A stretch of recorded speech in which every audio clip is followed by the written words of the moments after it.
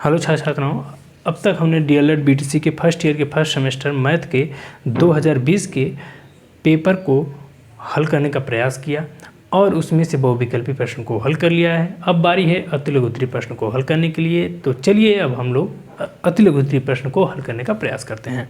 पहला प्रश्न क्या दिया है, कह रहा है कि एक आयत की लंबाई 6 सेंटीमीटर है। कितना है? 6 सेंटीमीटर है। तो जो यहाँ पर दे रहा है हम उसको लिख लेते हैं।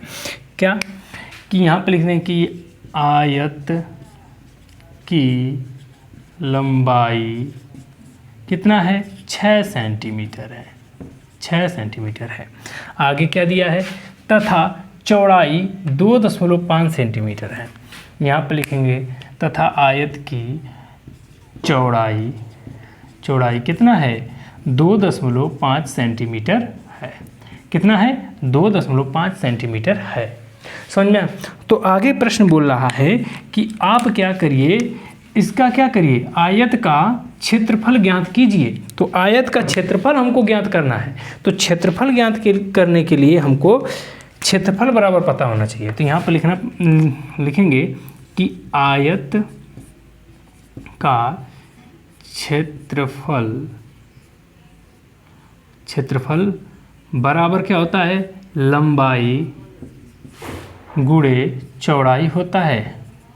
क्या होता है? लंबाई गुणे चौड़ाई होता है। अगर आयत का क्षेत्रफल का सूत्र क्या होता है? लंबाई गुणे चौड़ाई। और जो कि हमको प्रश्न में ही दे दिया है, लंबाई गुणे चौड़ाई का मान हमको दे दिया है। लंबाई का 6 सेंटीमीटर, चौड़ाई का 2.5 सेंटीमीटर दे दिया है। तो चलिए हम जो मान दिया है उस पर हम रख देते हैं। तब मान पे रखेंगे तो क्या है? लंबाई कितनी है? 6 सेंटीमीटर। तो यहाँ पर 6 लिखेंगे। फिर उसके बाद क्या है? चौड़ाई क्या है? 2.5 सेंटीमीटर है। ठीक है। तो अब हम क्या करते हैं, सिंपल सा एक गुणे का चिन्ह है तो उसको गुणा कर लेते हैं। अब यहाँ पर लिखेंगे क्या, देखिए दशमलव से अब थोड़ा सा भी मत घबराइएगा, जैसे दशमलव लिखा है वैसे लिख लेंगे हम लोग। क्या लिखा है कि 6 पच्चे क्या होता है? 30। 6 दूना के 12 3 15। अब एक बात बताइए, अब हम देख रहे हैं क्या यहाँ पर क्या दिखा है? दशमलव। और दशमलव के पीछे कितना अंक है? 1 अंक है। और यहाँ पर दशमलव है, ये नहीं है। तो अब 1 अंक यहाँ से गिनेंगे 1। अब 1 अंक के बाद दशमलव लगा देंगे। तो अब यहाँ पर बोल देंगे कि क्या है? यह क्या है? आयत का क्षेत्रफल है। और यहाँ पर लिख देंगे क्या कि अतः आयत का क्षेत्रफल कितना है? 15 सेंटीमीटर है। ठीक है। समझ में आया कि नहीं आया? देखिए, जब भी आप इस प्रकार के प्रश्न को हल करें तो आप हमेशा याद रहे कि लंबाई गुणे चौड़ाई जो है आयत का क्षेत्रफल होता है। और आयत का जो है परिधि जो होता है 2 गुणे कोष्ठक में लंबाई धन चौड़ाई होता है। बस इतना याद रहे और इस प्रकार के आयत से जुड़े सारे प्रश्न को आप हल कर पाएंगे। चलिए हम लोग अगले प्रश्न की तरफ चलते हैं। अगला प्रश्न 7वां प्रश्न में क्या दिया है, अब इसको हम लोग हल करेंगे। अगला प्रश्न 7वां दिया है, कह रहा है कि 2x - 5 का होल स्क्वायर का मान ज्ञात कीजिए। तो हमको प्रश्न जो दिया है उसको क्या करना है? 2x - 5 का होल स्क्वायर ये दिया है। कह रहा है कि इसका मान क्या करिए, आप इसका मान ज्ञात करिए। तो अब एक बात ध्यान दीजिए, यह मैं इस प्रकार से देख रहे हैं कि a - b का होल स्क्वायर का सूत्र है, ये हमको दिख रहा है। ठीक है। तो अब हमको पता है कि a - b का होल स्क्वायर बराबर क्या होता है? a square minus 2ab plus b का स्क्वायर। यह क्या होता है? इसका सूत्र होता है। ठीक है। अब इस प्रकार से ही ये दे दिया है और इसी का मान हमसे पूछ रहा है। तो अब हम इसको इसी सूत्र पे हम क्या कर देंगे? इसको रख देंगे। तो जब हम इसको रखेंगे तो क्या पाएंगे कि a की जगह पे क्या रखना है? इसको रखना है। और b की जगह पे, जो ये b है, b की जगह पे इसको रखना है। सिंपल सा काम है। तो अब ये लिखेंगे यहाँ पर a की जगह पे क्या है? 2 है, तो 2x का स्क्वायर। ठीक। यहाँ पर माइनस है तो माइनस, यहाँ पर 2 है तो 2। a की जगह पे क्या लिखना है? गुणे 2x लिखना है। ठीक। फिर उसके बाद क्या है? b की जगह पे क्या लिखना है? 5 लिखना है। ठीक। आगे क्या लिखा है? प्लस तो प्लस लिख दीजिए। फिर कह रहा है बी का स्क्वायर, तो यहाँ पर बी कौन है 5 है, तो यहाँ पर लिखेंगे 5 का स्क्वायर। समझ में कि नहीं है। अब सिंपल सा आप जो है वर्क करना है तो वर्क, गुणा करना है तो गुणा कर देंगे, ठीक है। तो यहाँ पर करेंगे 2 दूना क्या 4, यक्स का गुणा यक्स में करेंगे तो यक्स स्क्वायर, ठीक। अब यहाँ पर क्या करेंगे 2 दूना क्या 4, 4 पंजे 20, तो यहाँ पर लिखेंगे -20, और ये यक्स तो ऐसे ही रह गया, यहाँ पर प्लस का चिन्ह तो प्लस का चिन्ह, 5 25। यह हमको जो है पता करना था, ठीक। यह हमको पता करना था जो हमने पता कर लिया है। इसका मान हमको पूछा था, हमने इसका मान बता दिया, ठीक है। अगर हम इसको आगे हल करेंगे तो फिर इसी प्रकार से ये हो जाएगा, लास्टली में फिर यही प्राप्त हो जाएगा। यही पूछा था इसका मान बताइए, तो हमने इसका मान बता दिया। समझ में कि नहीं आया। चलिए हम लोग अगले प्रश्न की तरफ चलते हैं और अगले प्रश्न को हल करने का प्रयास करते हैं। अगला प्रश्न दिया है, हमने 6 को 7 को हल कर लिया है, बारी है 8वें प्रश्न को हल करने की। कह रहा है कि पटरी तथा प्रकार की सहायता से 90 डिग्री का कोण बनाइए, ठीक है। हमको क्या करना है 90 डिग्री का कोण बनाना है, ठीक है। तो चलिए हम लोग 90 डिग्री का कोण बनाते हैं। यहाँ पर सबसे पहले आप क्या करेंगे कि एक जो है ए बी रेखा खींच लेंगे, ठीक है। क्या हमने खींचा, एक ए बी रेखा खींच लिया, ठीक। हमने ए बी रेखा खींचा। यहाँ पर लिखेंगे भी क्या, पहले में लिखेंगे कि सर्वप्रथम हमने ए बी रेखा क्या किया, खींचा। सर्वप्रथम हमने ए बी रेखा खींचा, ठीक। आगे चलते हैं। कह रहा है अब फिर उसके बाद क्या करेंगे, ए को केंद्र मान के आधा से अधिक दूरी लेके एक चाप लगाएंगे। यहाँ पर दूसरे में लिखेंगे कि एक को केंद्र मान के आधा से अधिक दूरी लेकर, आधा से अधिक दूरी लेकर क्या करेंगे, एक चाप लगाएं।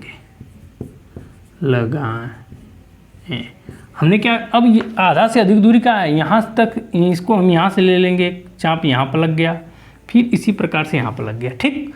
अब तीसरा में क्या करेंगे, बी को केंद्र मानकर उसी त्रिज्या पर चाप लगाएं। अब हमने क्या किया, इसको केंद्र मान के फिर इसको चाप लगाया, तो ये यहाँ पर क्या हो गया, कट गया, ठीक। अब क्या करेंगे, ये कहाँ पर कटा, यह M1 और यह M2 पे कटा, ठीक है। अब यहाँ तीसरा में क्या करेंगे, चौथा में, कि M1 और M2 को मिला दें। अब M2 और M1 को मिला दें, ठीक। अब बोल देंगे पांचवा में कि A और M1 के मध्य का कोण क्या होगा, 90 डिग्री होगा, जो हमको प्रश्न में पूछा था, ठीक है। जो हमको पूछा था यह 90 डिग्री का ए बी है, ये भी 90 डिग्री का, ए बी 90 डिग्री का, ए बी 90 डिग्री का, ठीक है। तो जो हमको प्रश्न बोला था, पटरी प्रकार की सहायता से हमको बोला था कि आप क्या करिए 90 डिग्री का कोण बनाइए। हमने क्या कर दिया, 90 डिग्री का कोण बना दिया। समझ में आ कि नहीं आया। देखिए जहाँ पर आपको कोई किसी भी प्रश्न में या किसी भी सवाल में आपको दिक्कत हो तो आप तुरंत पूछिए, ठीक है। चलिए हम लोग अगले प्रश्न की तरफ चलते हैं। अगला प्रश्न दिया है कि a माइनस बी में क्या जोड़ें कि योगफल क्या हो 2a प्लस बी हो जाए। यह प्रश्न बोल रहा है कि इसमें क्या जोड़े, तो यहाँ पर लिख लेंगे माना कि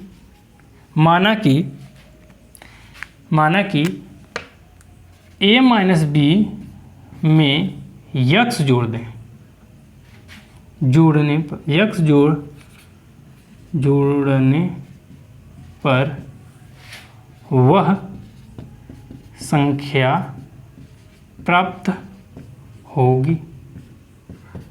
मैंने मान लिया, तो अब हमने क्या करेंगे, वह संख्या प्राप्त हुई तो हम इसको क्या कर लेते हैं, यहीं पे मान लेते हैं, तो इसको करते हैं। अब क्या करते हैं, a माइनस बी धन, हमने a माइनस बी में क्या कर दिया है, यक्स को क्या कर देना है, जोड़ देना है, तो यक्स में हमने जोड़ दिया, तो हम जोड़ने पर हमको क्या प्राप्त हो रहा है, 2a प्लस बी प्राप्त होगा। ठीक है, समझ में आ गया। चलिए आगे चलते हैं। अब क्या करते हैं, हमको क्या करना है, यक्स का मान ज्ञात करना है, तो अब इसको इधर लेके चले जाएंगे, तो ये सभी क्या है, जो संख्या इधर प्लस में रहेगी उधर जाके माइनस में जाएगी। कोष्टक तोड़ लेते हैं, कोष्टक हटा देते हैं, तो यहाँ पर क्या होगा, a minus B plus X 2a plus B. ठीक, अब यहाँ पर कोष्टक यहाँ पर भी था, ये कोष्टक हमने हटा दिया। अब इसको अब क्या करते हैं, इधर लेके जाते हैं, तो ये x तो ये रह गया, क्योंकि x का मान हमको पता करना है। तो आगे हमको क्या करना पड़ेगा, जब ये इधर गए, ये क्या है, a क्या है, a प्लस में है, तो प्लस जब इधर जाएगा तो क्या हो जाएगा, माइनस में जाएगा, तो 2a माइनस a। ठीक, और यहाँ पर क्या है, b माइनस में, तो b जब इधर जाएगा तो क्या हो जाएगा, प्लस हो जाएगा, तो यहाँ पर लिखेंगे धन b, और a भी आया तो ये भी धन b हो गया।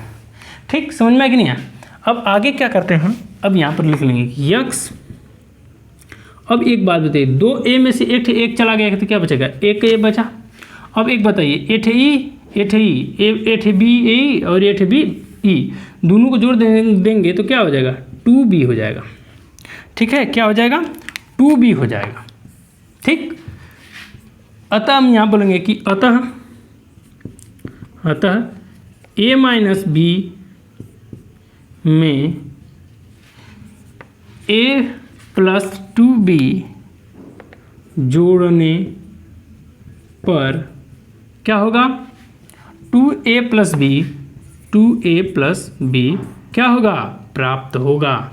ठीक है, प्राप्त होगा।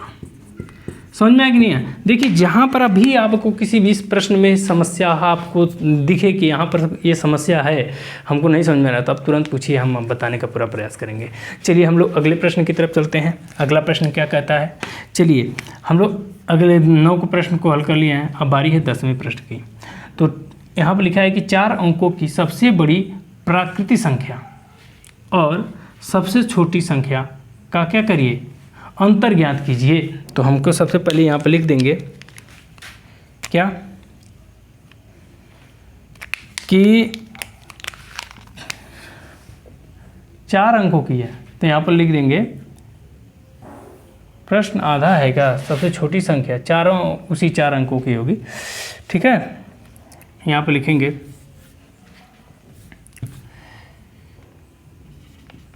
4 अंकों की सबसे बड़ी संख्या।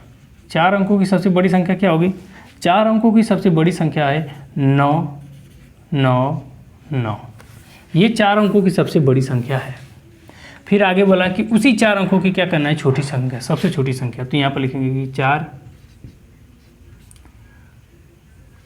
अंकों की सबसे छोटी संख्या, 4 अंकों की सबसे छोटी संख्या। अब 4 अंकों की सबसे छोटी संख्या क्या होगी, 000, मतलब 1000 होगी।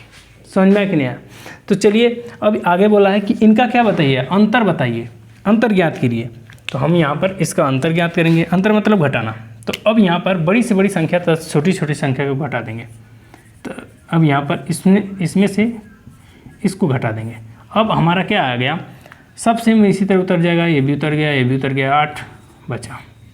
अब यहाँ पर हमको बोला है कि वह क्या संख्या होगी, तो वह संख्या क्या होगी, वह संख्या 8999 होगी।